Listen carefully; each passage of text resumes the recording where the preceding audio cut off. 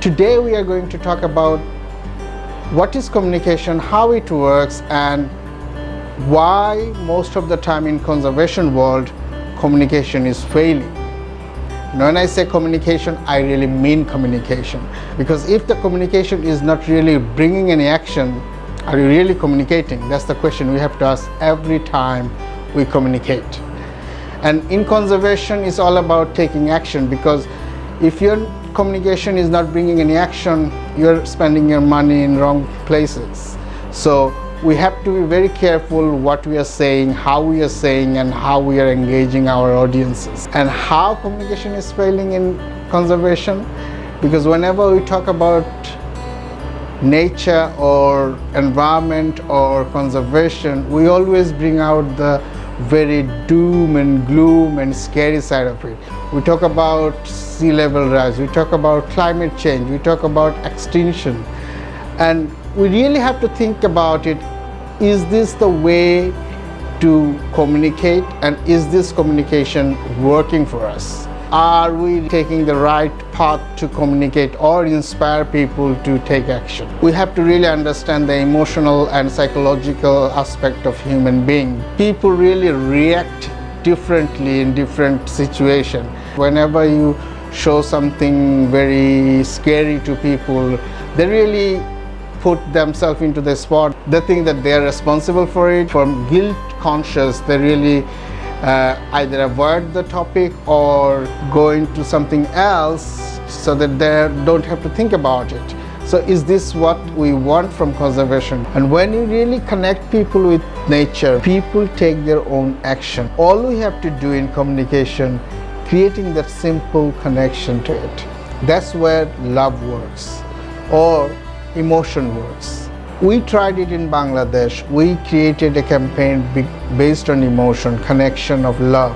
And we are not the only one. There are other people around the world trying it.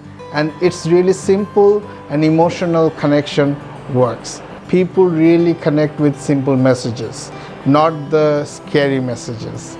So let's think about it when you're designing a communication. Make it very simple and fun for people so that it works well.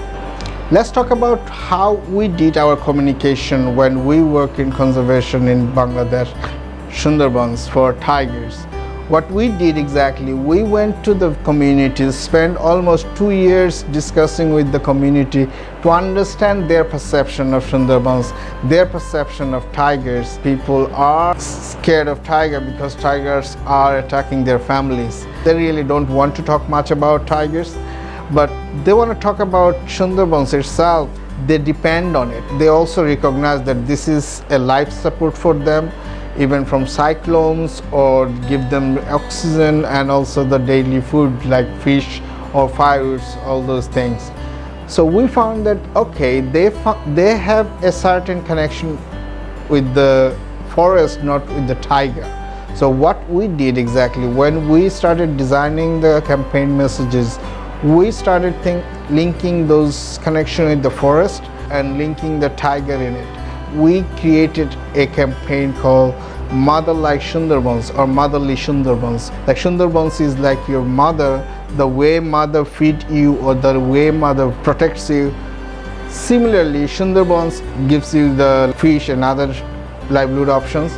At the same time, it protects you from the cyclones and others. And also brought up the tiger as a part of that whole family, because all the animals in the Sundarbans and the Sundarbans itself and us people, we are a family. So we created that mother and family aspect of it, and that's how we designed it.